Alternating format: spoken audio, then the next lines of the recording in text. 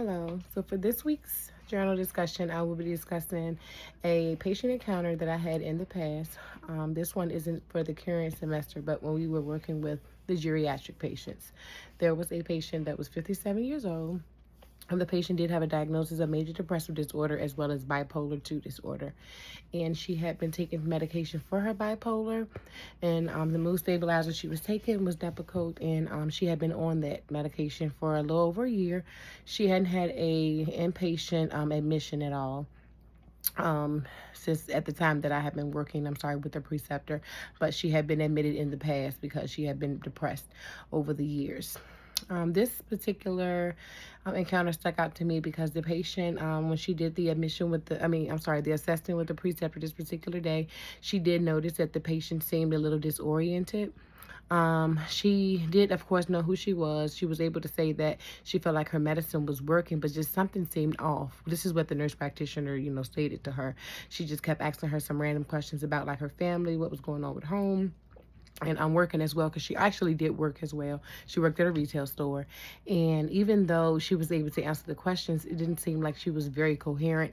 And sometimes she had to like stop and think before she would answer, in which the nurse practitioner notified me that that was different for her. I also myself, during the assessment, asked her a few questions. And I asked her, did she know what was causing her to pause, versus what she usually does? And she had no answer for it as well.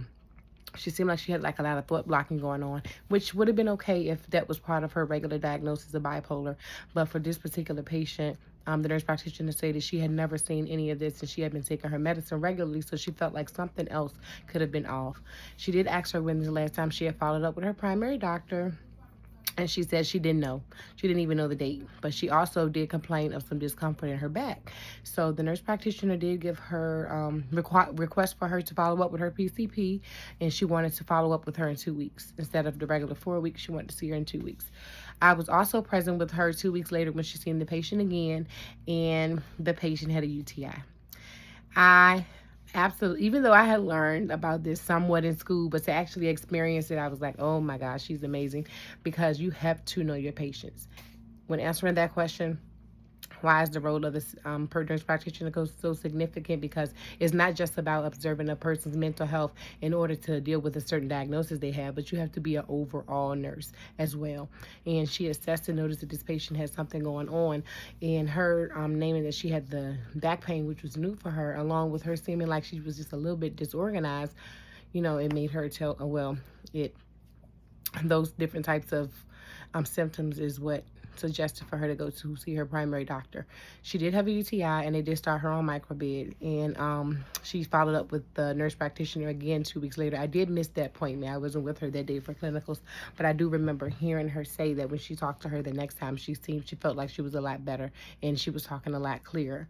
So what I got from this was, of course, we have to be holistic with our patients and not just focus on one area of concern when we're assessing them. The nurse practitioner plays a significant role because, of course, having to learn about so much of the human body and not just the mind allows you to be able to properly assess your patients and determine what other follow-ups they may need. I feel like my therapeutic use of self was being able to ask her some questions myself, and I asked her questions like, why do you feel like it's difficult for you to answer questions today versus usual? And again, she had no answer for it, but it just seemed like she kept pausing. So just being able to assess your patient in every way possible. I do, of course, plan to use everything that I learned in my future practice because it's very significant for a nurse practitioner. Now, don't get me wrong, doctors also have a duty and psychiatrists have a duty to assess the patient. But like I always say, with nurses having to go step by step in order to make it to become a nurse practitioner, you have to go step by step to work as a nurse first and actually have your journey with actually being at the bedside and working with patients in a way where you know how to diagnose them in a more holistic way, because you're not just looking at their mental space, but you're also looking at their physical space. And this is what she did. So I found that to be very, very good. And I plan to use this reflectively in the future. And that's about it. Thank you.